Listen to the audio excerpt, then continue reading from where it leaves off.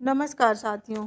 मई का महीना हिंदू धर्म में बहुत ही खास होने वाला है क्योंकि इस बार वट सावित्री अमावस्या और शनि जयंती का अद्भुत संयोग बन रहा है।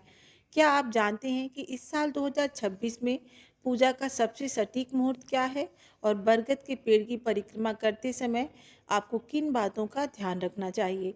आज की वीडियो में मैं आपके साथ शेयर करूंगी वट सावित्री व्रत की संपूर्ण जानकारी और वो प्राचीन कथा जिसे सुने बिना यह पूजा अधूरी मानी जाती है। मई 2026 में वट सावित्री अमावस्या का व्रत 16 मई शनिवार को रखा जाएगा। इस साल शनिवार का दिन होने के कारण यह और भी खास है क्योंकि इसी दिन शनि जयंती भी मनाई जाएगी। शुभ मुहूर्त अमावस्या तिथि। हिंदू पंचांग के अनुसार तिथियों का समय इस प्रकार है। अमावस्या तिथि शुरू होगी 15 मई 2026 दोपहर 2:44 से। अमावस्या तिथि समाप्त होगी 16 मई 2026 शाम 5:12 पर। उदया तिथि शास्त्रानुसार व्रत 16 मई को ही मान्य होगा।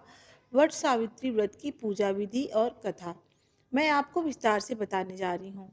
वट सावित्री पूजा विधि।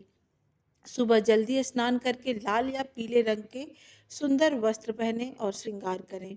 पूजा की थाली में धूप, दीप, रोली, अक्षत, चंदन, भीगे हुए चने और मिठाई रखें।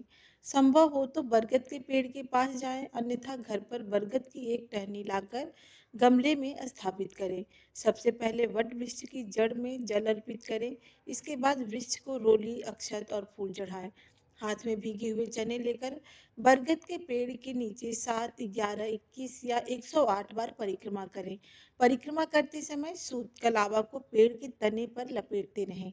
बरगद के पेड़ को बांस के पंखे से हवा करें और फल मिठाई का भोग लगाएं। हाथ में भीगे हुए चने और कुछ फूल लेकर सावित्री सत्यवान की कथा पढ़ें या सुनें। पूजा के अंत में आरती करें और बरगद की एक कोपल, नया पत्ता और एक चना निकलकर अपना व्रत खोलें। अंत में बड़ों का आशीर्वाद लें। वट सावित्री व्रत कथा। प्राचीन काल में मध्य देश के राजा अश्वपति की पुत्री सावित्री ने महान तपस्वी राजा द्युमसेन के पुत्र सत्यवान को पति रूप में चुना। हालांकि नारद जी ने बताया था कि सत्यवान अल्पायु हैं और विवाह के ठीक 1 वर्ष बाद उनकी मृत्यु हो जाएगी। इसके बावजूद सावित्री ने सत्यवान से ही विवाह किया। जब सत्यवान की मृत्यु का दिन आया तो वे लकड़ियां काटने जंगल गए। उनके प्राण लेने स्वयं यमराज आए। जब यमराज सत्यवान के प्राण लेकर जाने लगे तो सावित्री भी उनके पीछे पीछे चल दी। यमराज ने सावित्री को वापस जाने को कहा, लेकिन सावित्री ने अपने धर्म और पतिव्रता होने तर्कों से यमराज को प्रभावित कर दिया। यमराज ने प्रसन्न होकर उसे 3 वरदान मांगने को कहा।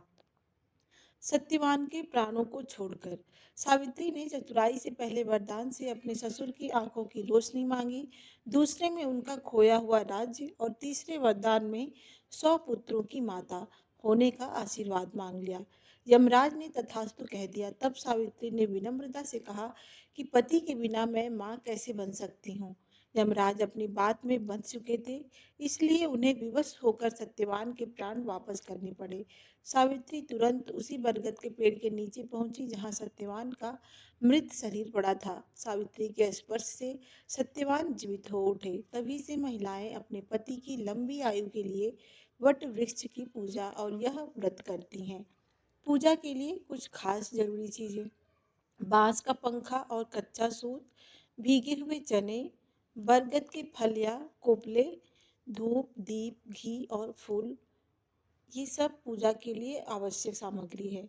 उम्मीद है यह जानकारी आपके काम आएगी। इस वीडियो को अपनी सहेलियों और परिवार के साथ जरूर शेयर करें ताकि वो भी इस पुण्य लाभ से वंचित न रहें। मिलते हैं अगले वीडियो में, तब तक के लिए जय श्री हरि, राधे राधे।